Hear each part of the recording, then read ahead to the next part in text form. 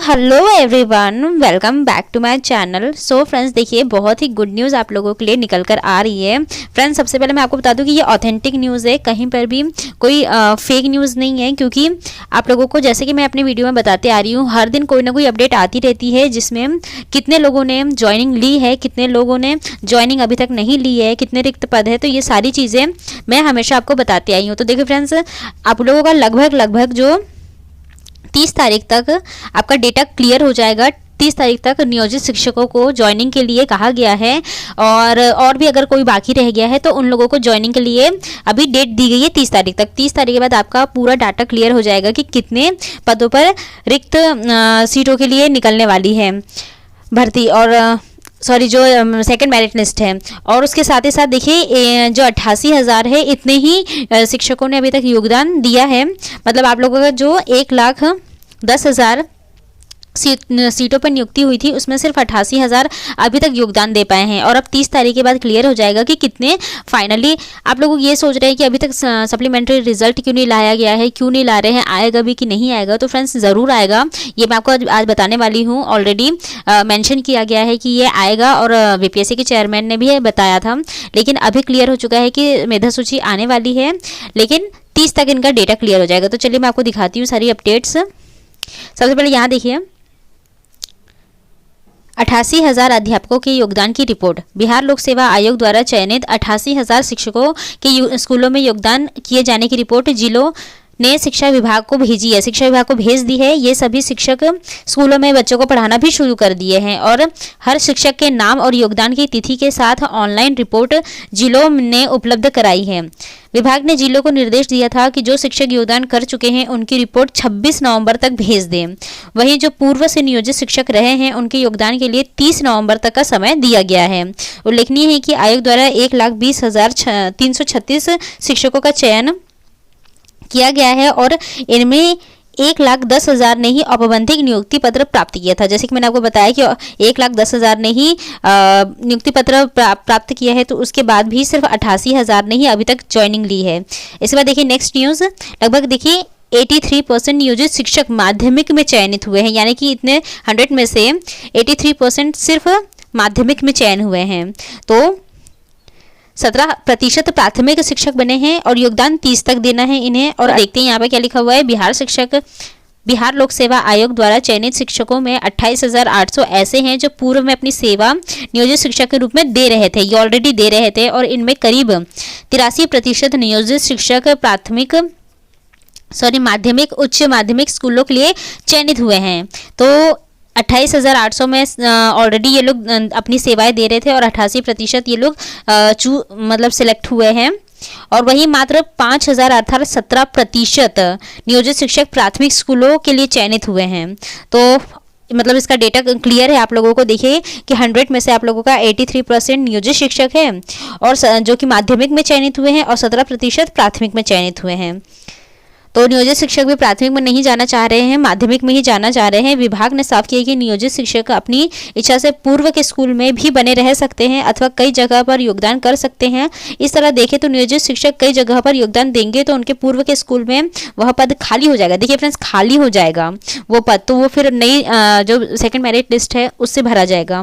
नई जगह पर योगदान देने से कितने स्कूलों में पद खाली हो गए हैं, इसकी सही जानकारी 30 नवंबर के बाद ही हो सकेगी। साफ साफ कहा जा रहा है 30 नवंबर के बाद ही हो सकेगी। शिक्षा विभाग ने नियोजित शिक्षकों को मौका दिया है कि वह 30 नवंबर तक कई जगह पर योगदान दे सकते हैं, नई जगह पर योगदान दे सकते हैं। और विभागीय पदाधिकारी बताते हैं कि नई जगह पर नियोजित शिक्षकों के योगदान देने से जो पद खाली होंगे उन्हें भरे जाने को लेकर बाद में निर्णय लिया जाएगा। यानी उनको भरने के लिए निर्णय लिया जाएगा, ये चीज़ कंफर्म हो चुकी है।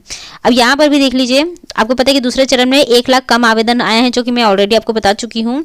यहाँ पर देखिए 32,000 शिक्षकों ने नहीं किया है योगदान। यानी कि जो 32,000 जो शिक्षक है वो अभी तक योगदान ही नहीं दे पाए हैं। मुख्यालय को विभिन्न जिलों से भेजी रिपोर्ट में 88,000 शिक्षक पठन पाठन से जुड़ चुके हैं। ये लोग जुड़ चुके हैं ऑलरेडी।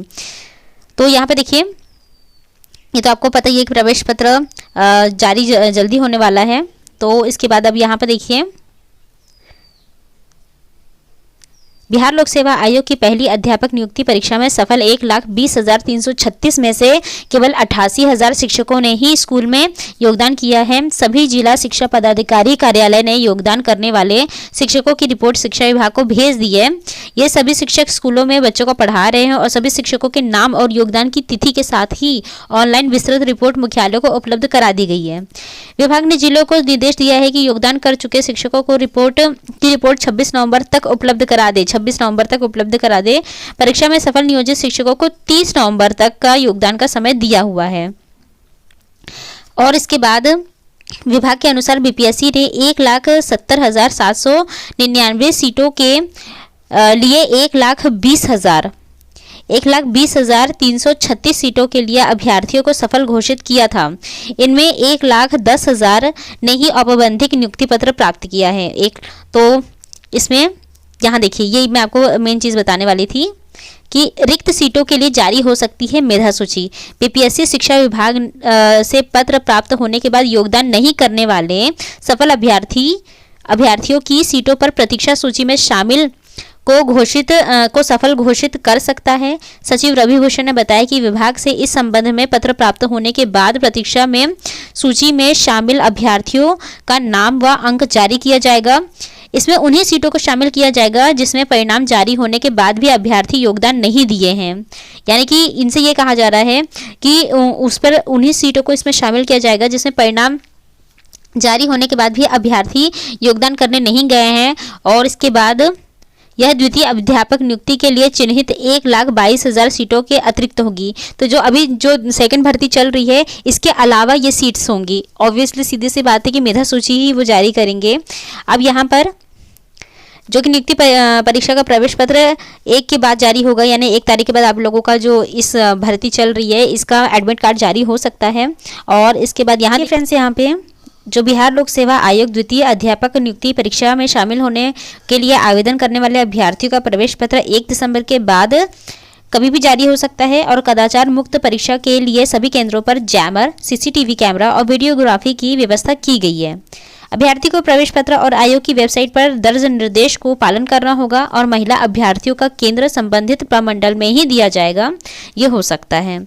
अब यहाँ देखिए, नियोजित शिक्षक आवंटित स्कूलों में 30 तक दे सकते हैं योगदान। जिले में बीपीएससी से नवनियुक्त शिक्षकों की ग्रामीण क्षेत्र के स्कूलों में योगदान की प्रक्रिया अभी भी जारी है और ऐसे